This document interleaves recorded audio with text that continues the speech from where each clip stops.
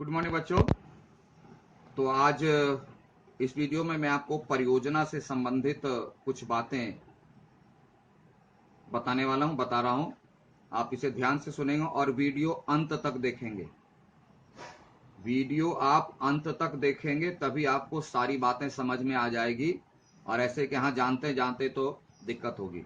पहली बात कि हमने आपको पीडीएफ फाइल में परियोजना से संबंधित किन किन बातों का पालन करना आवश्यक है, कैसे करेंगे, भेज दिया। विषय भी आपको मैंने भेज दिया है। आपको पहले प्लानिंग करनी होगी, योजना। ठीक है, तो इस तरह से विषय हो गया। अब मैं कॉमन बताता हूं कि परियोजना बनाने के लिए आप निर्देशों का पालन करेंगे, और ऐसा नहीं है, मैंने लिख भी दिया कि ऐसा नहीं किया निर्देश फाइनल है, क्योंकि अच्छाई की कोई सीमा नहीं रहती। मैं रहूं, आप रहूं, दुनिया का कोई व्यक्ति रहे, अच्छाई की कोई सीमा नहीं रहती। लेकिन यह एक हिंट से, एक रास्ता है। मेरा मानना है कि हमसे ज्यादा, हम लोगों से ज्यादा आप में प्रतिभा है, और मेरा उद्देश्य उस प्रतिभा को बाहर निकालना। इसके लिए मैं सिर्फ आपको मोटिवेट कर रहा हूं एज ए फैसिलिटेटर। हमारा वहां बस इतना ही रोल है, आप अपनी प्रतिभा का उपयोग करें, लेकिन सिर्फ ये ख्याल रहे तथ्यात्मक परियोजना होनी चाहिए। तथ्यात्मक यानी उसमें मैटर सही हो और प्रामाणिक होनी चाहिए। प्रामाणिक मतलब प्रूफ, ऐसा नहीं कि झूठ मूठ का कहीं से लाके भर दी, ऐसा नहीं। और इसका नमूना के लिए मैं आपको अभी कुछ परियोजनाओं का नमूना दिखा रहा हूं। आप इसे देखिए, समझिए, और इसकी कॉपी मत कीजिएगा, या इसकी कॉपी मत कीजिएगा।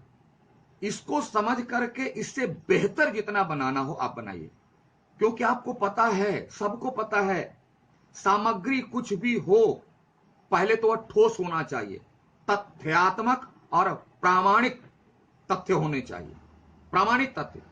लेकिन अगर इसकी प्रस्तुति आपकी अच्छी है, प्रस्तुति अच्छी है, इसका लुक अच्छा है, तो फिर उसको हम लोग कहते हैं क्या, सोने पे सुहागा।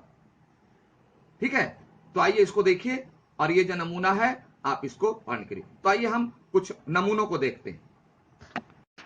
तो देखिए बच्चों, ये है फाइल। ठीक है, इस तरह का फाइल आप ले सकते हैं, और ये रिंग फाइल है, और इसमें आपको सुविधा होगी बनाने में।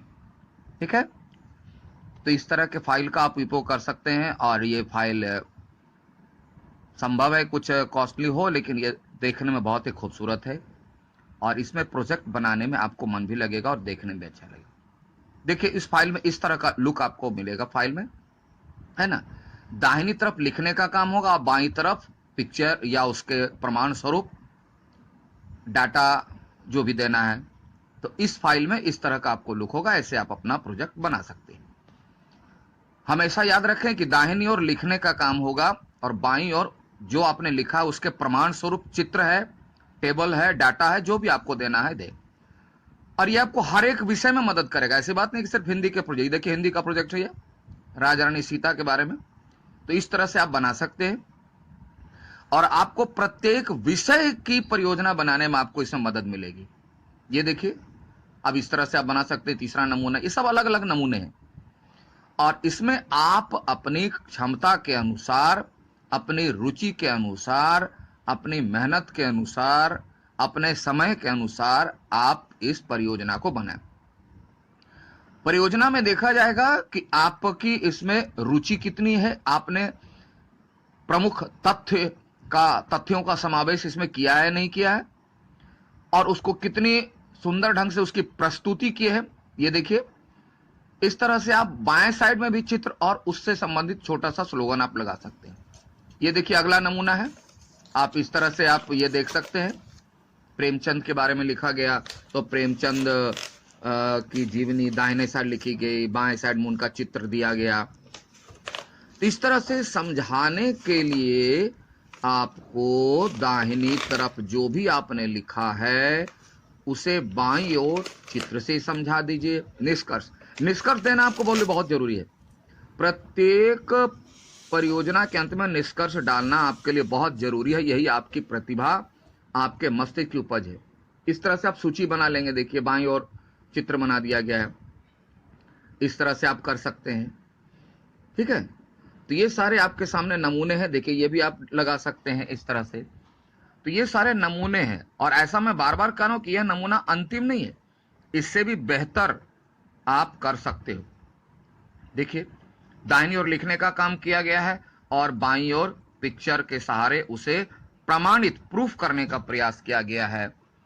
देखिए निर्गुण भक्ति, सगुण भक्ति, है ना, अन्य कवि, ये एक सब टॉपिक है। सब टॉपिक को आप इस तरह से छोटे पन्नों में भी लगा कर सकते हैं, ठीक है।